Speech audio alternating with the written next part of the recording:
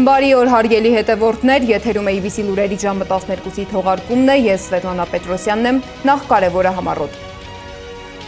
Մերձավոր արևելքում լարվածությունը մտնում է նոր փուլ, իսկ Իրանում նոր առաջնորդ են ընտրել։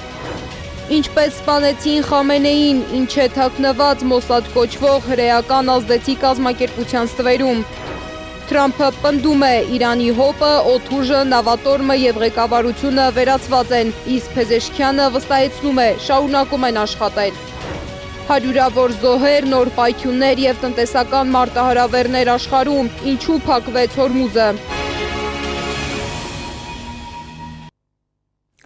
Իսրայելի պաշտպանության նախարարը նոր սպառնալիք է հնչեցրել Իրանի դեմ։ Իսրայել կացը զգուշացրել է, որ Իրանի ցանկացած առաջնորդ, որը կշարունակի սպառնալ Իսրայելին, Միացյալ Նահանգներին, տարածաշրջանի երկրներին կամ ճնշել իրանցի ժողովրդին, կդառնա ոչնչացման թիրախ։ Կարևոր չէ, թե ինչ է նրա անունը կամ որտեղ է նա թաքնվում, ասել է կացը։ Մինչ այդ մամուլում լուրեր են տարածվել, որ Իրանի հաջորդ գերագույն հոգևոր առաջնորդը կարող է լինել Ալի Խամենեիի որդին, Մոջթաբա Խամենեին։ Իրանը դեռ պաշտոնապես չի հաստատել այդ տեղեկությունը, սակայն ավելի վաղ լրատվամիջոցները հայտնել էին, որ Խամենեիի որդին ողջ է և զբաղվում է զոհվածների ընտանիքների հարցերով և կառավարության կարևոր որոշումների քննարկմամբ։ Իսկ ով է 57-ամյա Մոջթաբա Խամենեին, նրա կյանքն ու գործունեությունը ուսումնասիրել է իմ գործընկեր Անահիտ Սարգսյանը։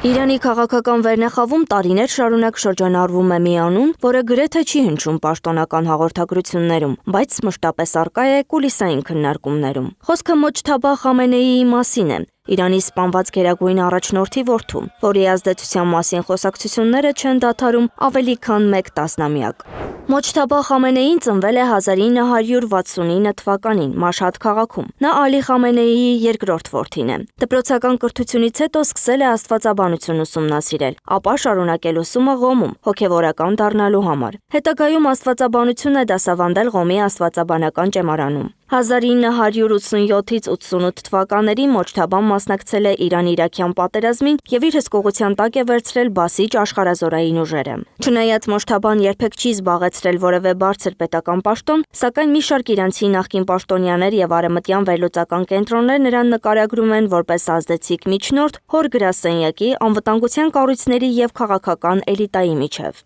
2000-ականների սկզբից շրջանառվում են տեղեկություններ, որ Մոջթաբա Խամենեին սերտ կապեր ունի Իսլամական հեղափոխության պահապանների կորպուսի բարձրաստիճան հրամանատարների հետ։ Որոշ վերլուծաբաններ պնդում են, որ նա դեր է խաղացել այդ կառույցում հավատարիմ կադրերի առաջխաղացման հարցում։ Իրանի ներսում այս թեման գրեթե չի լուսաբանվում, իսկ պաշտոնական հաստատում երբևէ չի եղել։ Նրա անունը կապում են նաև օֆշորային ֆինանսական ցանցի հետ, որը գործածվում է Իրանից դուրս ակտիվներ պահելու և տեղաշարժելու համար։ 2009 թվականի նախագահական ընտրությունից հետո, երբ բողոքի զանգվածային ալիք բարձրացավ ընտրության արդյունքների դեմ, ընդդիմադիր շրջանակները պնդում էին, որ Մոջթաբան աջակցել է բողոքի ցույցերի դեմ կոշտ ուժային արձագանքին։ Այդ պնդումները պետական մակարդակով հերքվել են կամ անտեսվել, սակայն նրա անունը այդ իրադարձություններից հետո հայտնվել է ներքաղաքական քննարկումների կենտրոնում։ 2019 թվականին Միացյալ Նահանգները պատժամիջոցներ է սահմանել Մոջթաբա Խամենեիի նկատմամբ, նրան ընդգրկելով Իրանի գերագույն առաջնորդի մերձավոր շրջապատի այն անձանց ցանկում, որոնք Վաշինգտոնի գնահատմամբ ներգրավված են իշխանության կոշտ քաղաքականության մեջ։ Պատժամիջոցները ենթադրում են Միացյալ Նահանգների իրավազորության ներքո ակտիվների սառեցում և ամերիկյան կողմի հետ գործարքների արգելք։ Թեհրանն այդ քայլը բնութագրում է քաղաքական ճնշում և միջամտություն ներքին գործերին։ Իրանի սահմանադրությամբ գերագույն առաջնորդին ընտրում է բանիմացների ժողովը։ Մոջթաբա Խամենեիի անունը պարբերաբար հիշատակվում է որպես հնարավոր իրավահաջորդ, իսկ այժմ, երբ Ալի Խամենեին մահացած է, էլ ավելի հավանական է համարվում հենց Մոջթաբայի ընտրությունը։ Մոջթաբա Խամենեին գրեթե հանդես չի գալիս հրապարակային ելույթներով, հարցազրույցներ չի տալիս և հազվադեպ է երևում պետական միջոցառումներում։ Ինչ վերաբերում է նրա անձնական կյանքին, ապա նա 2004 թվականին ամուսնացել է Զահրա Հադդադ Ադելի հետ, ունի 3 երեխա։ Անահիտ Սարգսյան, Աշոտ Բարբարյան, ABC Media։ Իսկ ինչպես հաջողվեց Իսրայելին սպանել Իրանի գերագույն առաջնորդ Այաթոլլա Ալի Խամենեին։ Պարզվում է տարիներ առաջ Մոսադի գործակալները Թեհրանում կոտրել են ճանապարհային տեսախցիկների ցանցը, հետևել թիկնապահներին, իմացել հասցեն և գրաֆիկը։ Տասնյակ տարիների հետախուզությունից հետո Մոսադին հաջողվել է իրականացնել Իրանի գերագույն հոգևոր առաջնորդի սպանությունը։ Իսկ ինչ է Մոսադը և ինչ է թաքնված հրեական այս ազդեցիկ կազմակերպության ստվերում, Սեդակ Յուրեղյանն է ներկայացնում։ 1960 թվական, Բուենոս Այրես։ Մերսեդես-Բենցի բարձրաստիճան աշխատակից Ռիկարդո Կլիմենտեն թույլ է տալիս չարաբաստիկ սխալ, ուշանում է ավտոբուսից, սովորական պատմություն է, չէ՞։ Բայց Ռիկարդոն չէ, այլ Ադոլֆ Այխմանը, հոլոքոստի ճարտարապետը, եւ այս ուշացումը դառնում է ճակատագրական։ Նրան առևանգում են եւ տեղափոխում ամայի շինություն, հարցաքննում են 9 օր ինքնությունը պարզելու համար, եւ նա խոստովանում է։ Գաղտնի գործակալը նրան ստիպում է ստորագրել համաձայնություն Իսրայել տեղափոխվելու համար, սակայն ինչպես տեղափոխել աշխարհի ամենավորոնվող հանցագործին մյուս մայրցամաք, համարձակ եւ միաժամանակ աբսուրդային լուծմամբ։ Նրան հագցնում են Էլ Ալավիա ընկերության աշխատակցի համազգեստ, նստեցնում ինքնաթիռ եւ դուրս բերում Արգենտինայից, առանց կասկած հարուցելու։ Տեղափոխվենք ավելի քան 6 տասնամյակ առաջ, 2026 թվական, Իրան։ Տարիներ շարունակ Թեհրանի քաղաքային տեսախցիկները գտնվում են թշնամի պետության հատուկ ծառայությունների վերահսկողության տակ։ Դեռ 4-5 տարի առաջ պլանավորվում է սպանություն, որը փոխելու է տարածաշրջանի ճակատագիրը։ Փետրվարի վերջին օրը հրթիռակոծվում է Իրանի հոգևոր առաջնորդ Ալի Խամենեիի նստավայրը։ Տարբեր դարեր, տարբեր մայրցամաքներ, բայց նույն ձեռագիրը՝ Մոսադ, աշխարհի ուժեղագույն արտաքին հետախուզական ծառայություններից մեկը։ Նրա գործունեության հիմքում մեկ սկզբունք է. սպառնալիքը պետք է վերածվի դեռևս ձևավորման փուլում։ Վերջին տասնամյակում Իսրայելը համաշխարհային ցանցերում ֆիզիկական ներկայությունը փոխարինել է վիրտուալ ներկայությամբ։ Լսած կլինեք Pegasus վիրուսի մասին։ Դրա ստեղծողը իսրայելական NSO գրուպն է, որը գործում է Իսրայելի պետական արտոնագրի ներքո։ 2021-ին աշխարհի շուրջ 80 լրագրողներ 17 լրատվամիջոցներից բացահայտել էին Pegasus-ի թիրախում են հայտնվել 50,000 հեռախոսահամարներ, որոնց մեջ էին Էմանուել Մակրոնի, Հնդկաստանի ղեկավարության, սպանված արաբ լրագրող Ջամալ Խաշոգջիի ամբողջ շրջապատի բջջային համարները։ Սա դարձավ լուրջ քաղաքական սկանդալների պատճառ։ Քաղաքական սկանդալները, սակայն, հեշտությամբ չեն հարթվում։ 1970-ականներին Մոսադը եվրոպական մայրաքաղաքներում, Փարիզում, Աթենքում, Հռոմում, Նիկոսիայում մասսայական սպանություններ էր իրականացնում։ Գործակալները սպանում էին պաղեստինցիներին, որոնց կասկածում էին օլիմպիական խաղերին հրյա ատլետների սպանության համար։ Հետագայում արտահոսած փաստաթղթերը ցույց տվեցին, որ այդ գործողությունները հաճախ իրականացվել են առանց ընդունող երկրի պաշտոնական թույլտվության,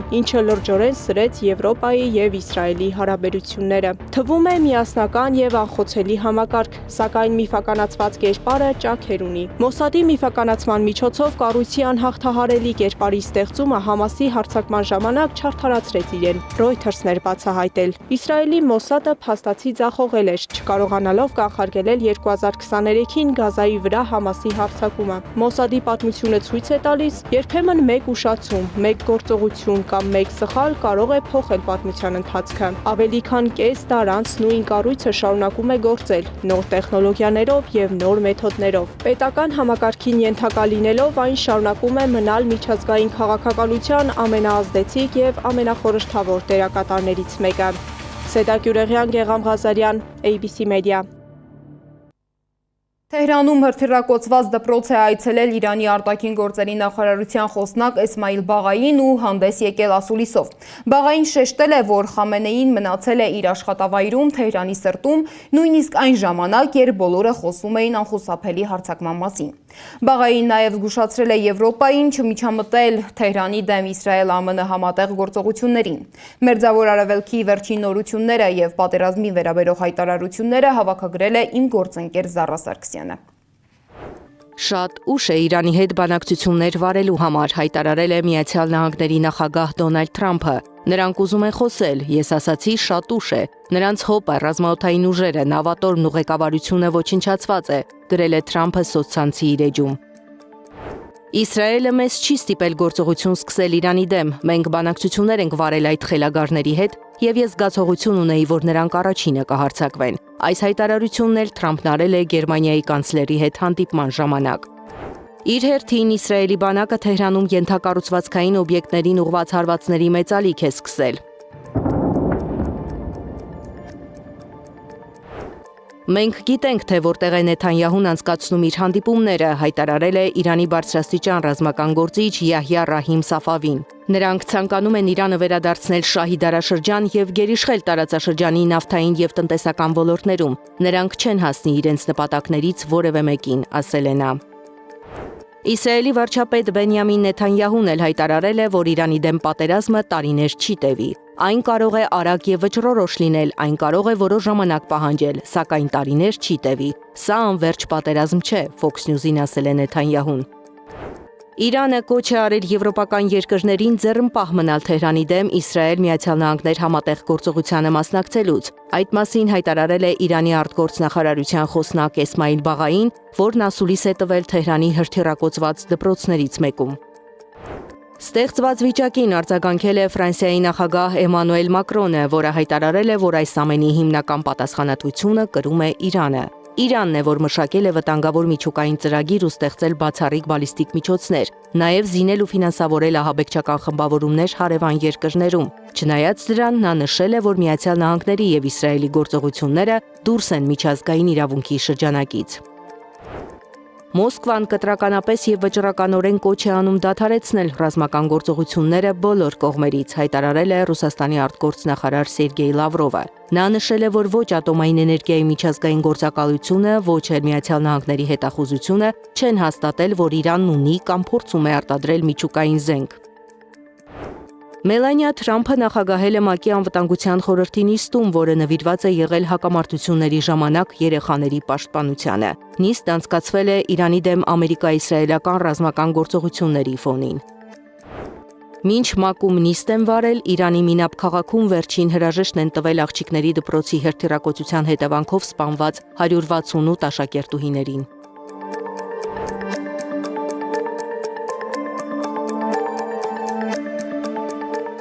Իրանի կառավարությունն էլ հրապարակել է տեսանյութ Թեհրանի տեսարժանվայր համարվող Գոլեստանի պալատից, որը վնասվել է ամերիկա-իսրայելական հարվածների հետևանքով։ Նշենք, որ Գոլեստանի պալատը ՅՈՒՆԵՍԿՕ-ի համաշխարհային ժառանգության ցանկում է ներառված։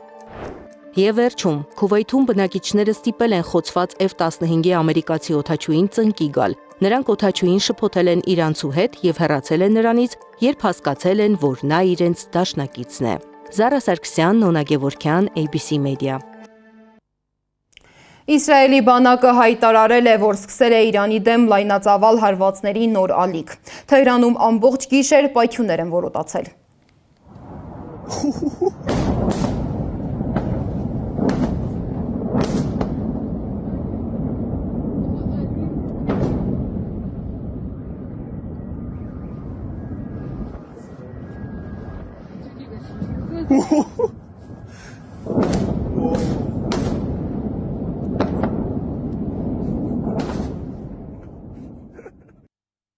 Իսկ Իրանի պաշտպանության նախարարության ներկայացուցիչը հայտարարել է, որ ԱՄՆ-ն ու Իսրայելը շուտով ստիպված կլինեն դադարեցնել կրակը։ Նրա խոսքով Իրանի ռազմական հնարավորությունները, սպառազինությունն ու զինվորների պատրաստակամությունը կարող են այնպիսի իրավիճակ ստեղծել, որ ԱՄՆ-ն ու Իսրայելը այլ ելք չունենան եւ ստիպված կլինեն դադարեցնել ռազմական գործողությունները։ Իրանն այս փուլում խաղի մեջ է դրել իր տնտեսական եւ քաղաքական զենքը՝ Հորմուզի նեղուցը։ Արդեն 3 օր է նեղուցը փակ է։ Այն ռազմավարական ջրային ուղի է, որով անցնում է աշխարհում արտահանվող նավթի զգալի մասը։ Ինչու փակվեց Հորմուզը, ռեպորտաժում։ Հորմուզի նեղուցը փակվեց ճիշտ այն պահին, երբ Թեհրանի երկնքում լսվեցին առաջին պայթյունները եւ գործի դրվեց ՀՕՊ համակարգը։ Ռազմական գործողությանը զուգահեռ Իրանը աշխարհին ուղարկեց ոչ միայն հրթիռային, այլև հստակ քաղաքական ուղերձ։ Հորմուզի նեղուցը աշխարհի էներգետիկ ամենազգայուն եւ կարևոր կետերից է։ Սա Իրանի ռազմավարության մասն է, որը կարելի է անվանել նաև զսպման ռազմավարություն, ինչ իրենից ենթադրում է այնպիսի գործողություններ, որոնք կառաջացնեն հնարավորինս մեծ հակազդեցություն գերիշխող ուժի նկատմամբ։ Այս պարագայում գերիշխող ուժը Միացյալ Նահանգներն է, որի նկատմամբ Իրանի գործիքները, հակազդման գործիքները հիմնականում եթե հրթիռային են, ապա ավելի փափուկ գործիքների մասին եթե խոսենք, ապա ավելի փափուկ գործիքներից կամ ոչ ռազմական գործիքներից մեկը հենց էներգակիրների ճանապարհի փակումն է։ Այս նեղուցը Թեհրանի ձեռքում վաղուց դիտարկվում է որպես ռազմաքաղաքական ճնշման գործիք, որը գործի է դրվում այն պահին, երբ Իրանը ցանկանում է ուղիղ եւ բարձրաձայն մեսիջ ուղարկել աշխարհին։ Իրանի հիմնական շահը այնստեղ հստակ է ցույց տալ, որ պատերազմը կարող է դիտարկվել ոչ միայն Իրանի եւ Միացյալ Նահանգների համատեքստում, այլև վերածվել գլոբալ անվտանգության խնդրի։ Հորմուզի նեղուցի փակմամբ Թեհրանը փաստացի հայտարարում է, որ եթե հարվածում են Իրանին, ապա դրա հետևանքները կարող է զգալ ամբողջ աշխարհը։ Պատերազմ է գնում Իրանի դեմ, եւ Իրանը գնում է բոլոր հնարավոր քայլերի։ Քայլերից մեկը նաեւ Հորմուզի փակելն է, որը այսինքն պատերազմ է առանց որևէ կանոնների։ Այստեղ մեծ չի, այստեղ Իրանի գոյության խնդիրն է եւ Իրանում կա ղեկավարություն, կորպորատիվ ղեկավարություն, որը պատրաստ է ամեն ինչի։ Ինչ եմ ասում կորպորատիվ ղեկավարություն, որտեղ Իրանի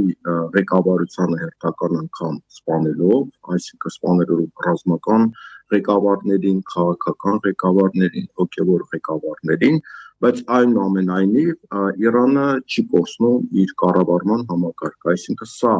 խորքային պետություն է, եւ այդ խորքային պետությունը պատրաստ է գնալ ամեն ինչի։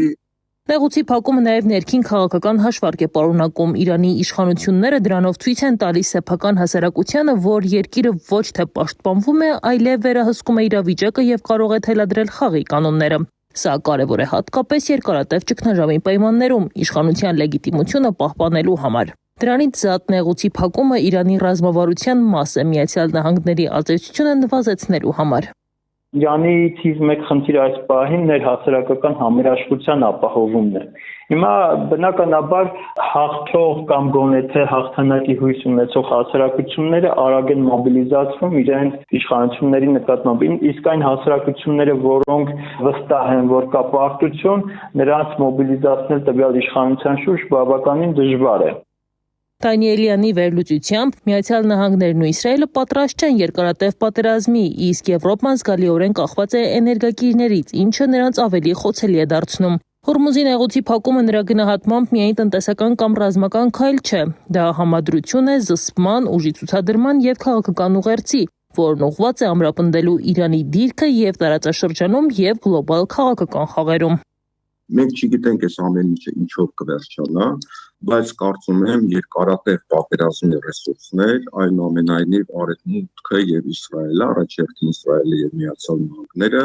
չունեն։ Եթե սա մի քանի շաբաթ տևի, ապա ես կարծում եմ Իրանը չնայած մեծ կորուստներով, բայց կկարողանա պահպանել իր պետականությունը։ Հորմուզի նեղուցի փակումը դարձել է Իրանի ռազմավարական ազդանշանը, որը համադրում է քաղաքական, տնտեսական եւ ռազմական բաղադրիչները։ Դրանով Թեհրանը ցույց է տալիս, որ ոչ միայն վերահսկում է սեփական տարածքը, այլև կարող է ուղղորդել գլոբալ գործընթացները, ընդգծելով իր դիրքը տարածաշրջանում եւ միջազգային քաղաքական դաշտում։ Փորձագետները կարծում են, որ այս քայլը ուղերձ է թե ներքին լսարանին, թե արտաքին կողմերին։ Այն ցույց է տալիս, որ Իրանը պատրաստ է կիրառել բոլոր հնարավոր միջոցները իր պետականությունն ու ռազմավարական շահերը պաշտպանելու համար եւ որ աշխարհի խոշոր խաղացողները ստիպված են հաշվի նստել այդ պատրաստակամության հետ։ Լիբանանը մնում է Իսրայելի հիմնական թիրախներից մեկը։ Լիբանանում Իսրայելի հարվածների հետևանքով զոհվել է 50, վիրավորվել 335 մարդ։ Իսրայելական հարվածներից հետո սոցիալական ցանցերում հրապարակվել են ավերված շենքերի կադրեր։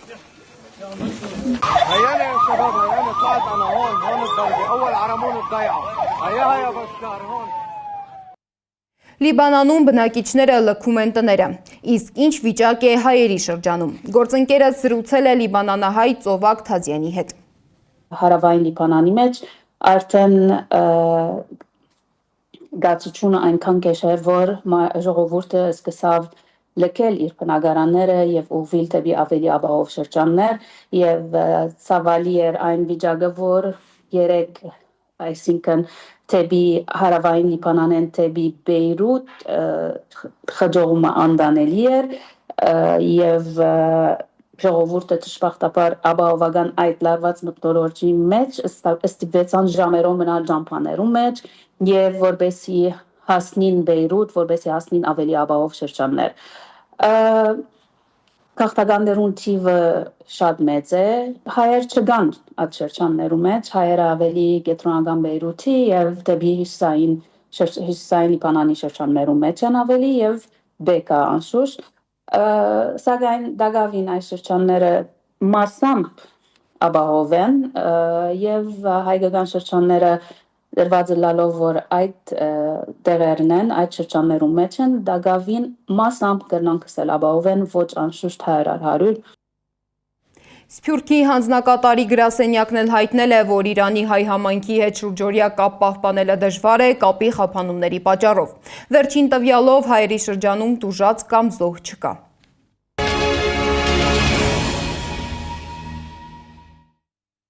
Ներքաղաքական թեմաների մասին։ Ազգային ժողովը շարունակում է քառօրյա նստաշրջանը։ Նիստում քննարկվում է առողջապահության հարցերի մշտական հանձնաժողովի նախագահի ընտրության հարցը։ Թափուր պաշտոնի համար քաղաքացիական պայմանագիր խմբակցությունը առաջադրել է ՔՊ պատգամավոր առողջապահության հարցերի մշտական հանձնաժողովի անդամ նախկին ատամնաբույժ Վանիկ Օհանյանի թեկնածությունը։